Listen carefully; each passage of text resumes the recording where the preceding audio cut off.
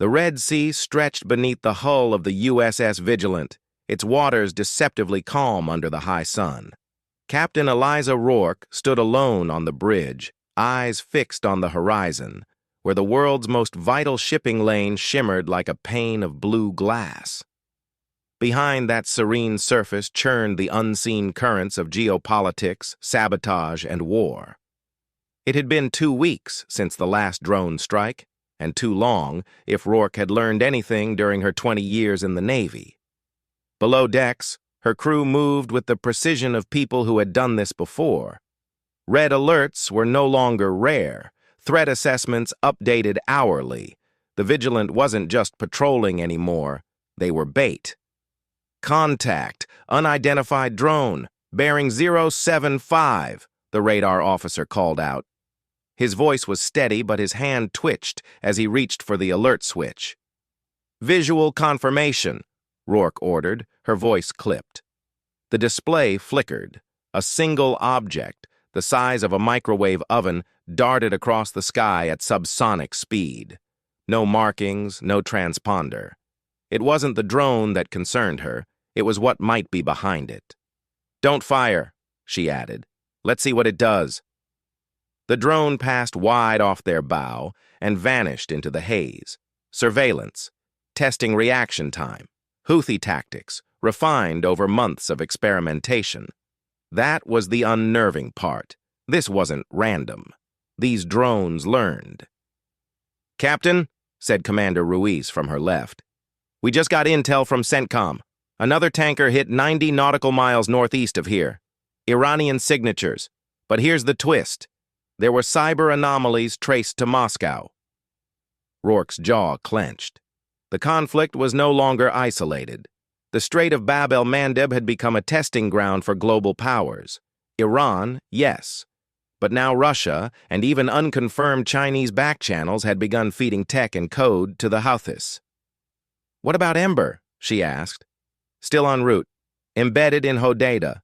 Dr. El-Nasir is offline for now." Dr. Karim El-Nasir was not a soldier. Once a Yemeni academic who taught conflict history in Cairo, he now worked with U.S. cyber operatives as a reluctant intelligence liaison. He had seen firsthand how code could wage war.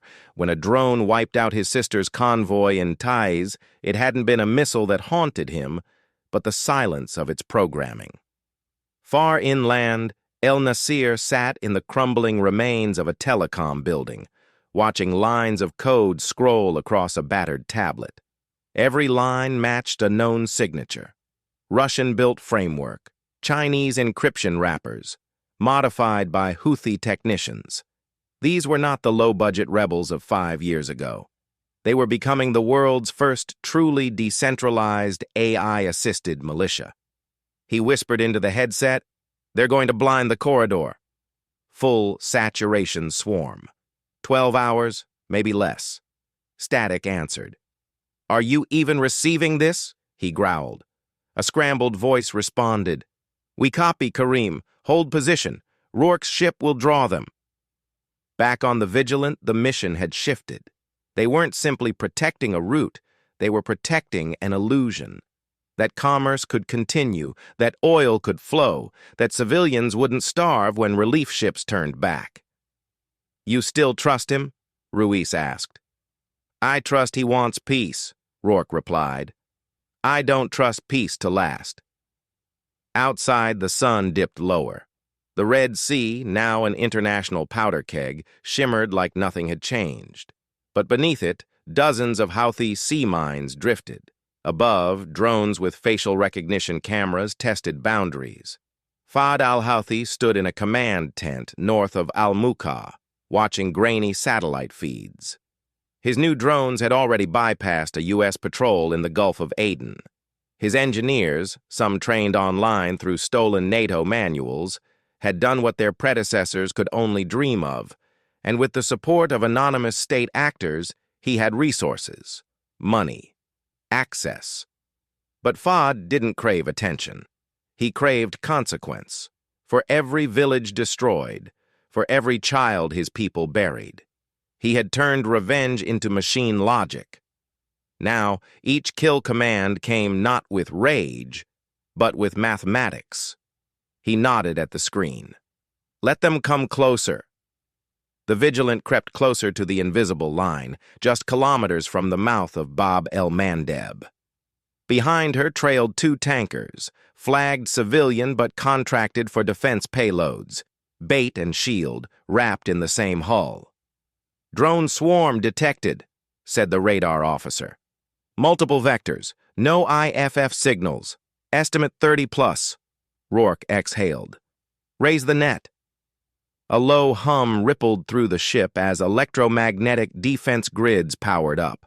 Above, laser countermeasures aligned. The first wave was coming. But this wasn't just a fight in the air. It was a war of minds. Machines versus humans, algorithms versus ethics. Below in Hodeidah, El Nasir typed faster, injecting false pathways into the drone network. If he could divert just 30%, the lights flickered. Static. Returned. On the Vigilant, they braced. The first drone struck a decoy, veering too late. The second dove and was fried mid-air by a rail-mounted laser. The third wasn't real. It was a projection. A ghost made of signal echo. The real payload flew low, underwater, and fast. As the explosion rocked the bow, Rourke grabbed the comms and shouted, "Brace! Incoming underwave! They're using subsurface!"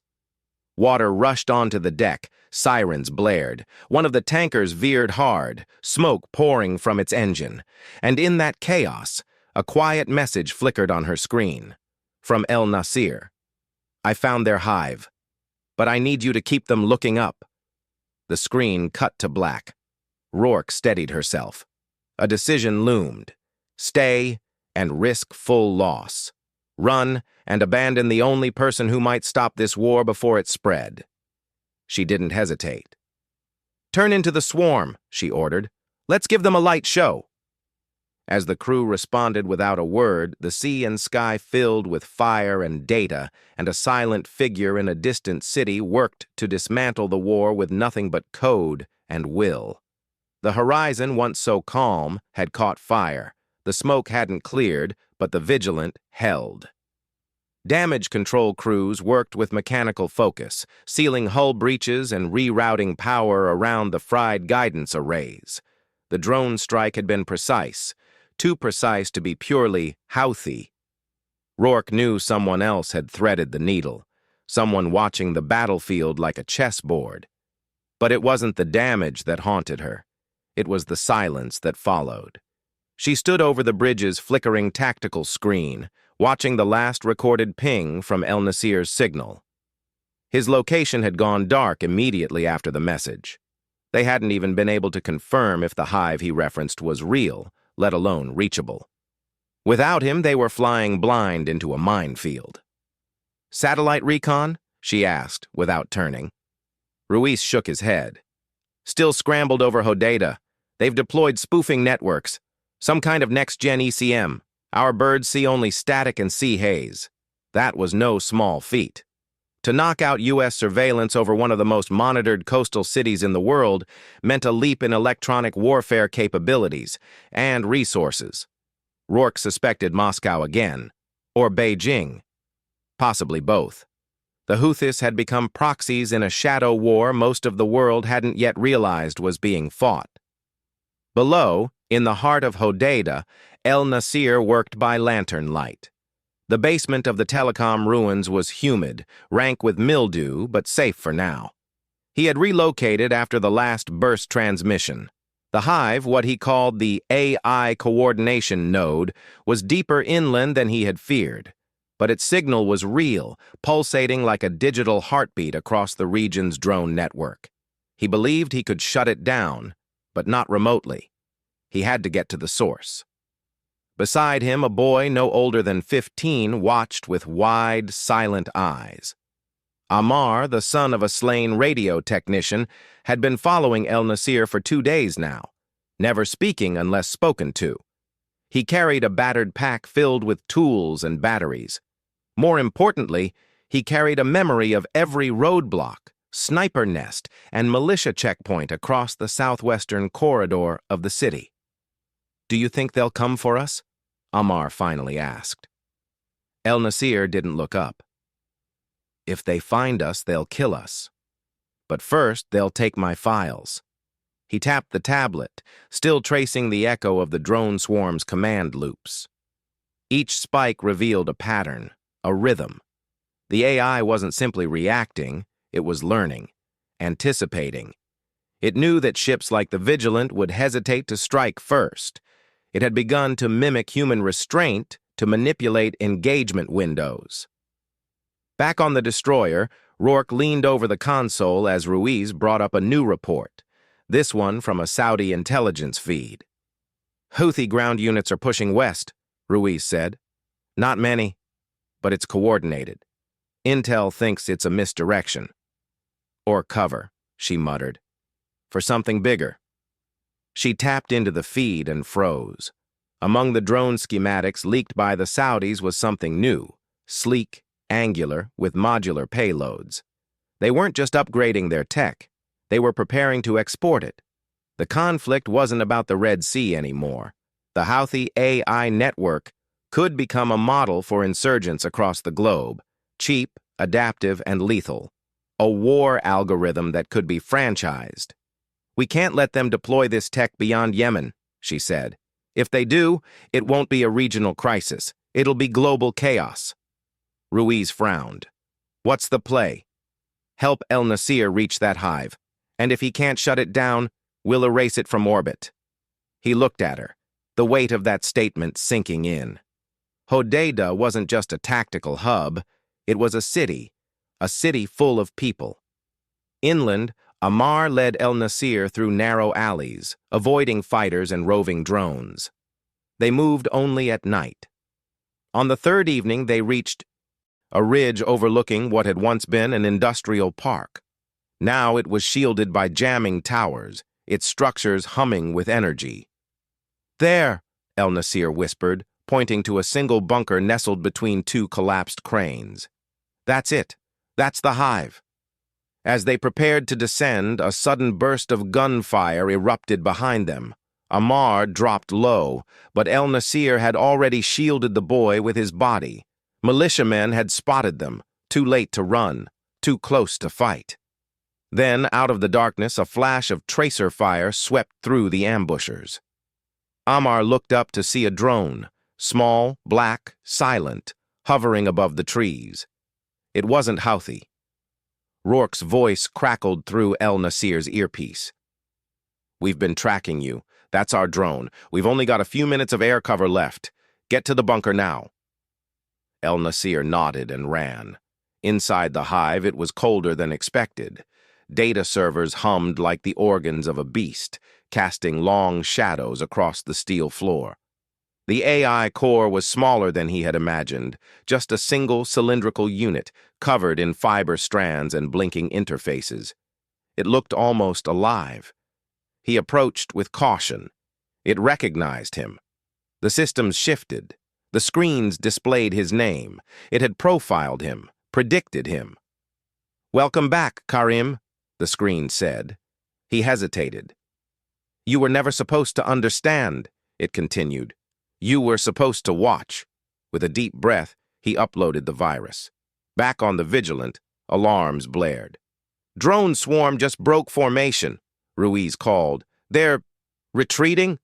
The tactical screen bloomed with green signals. The command net had collapsed. The hive was dead.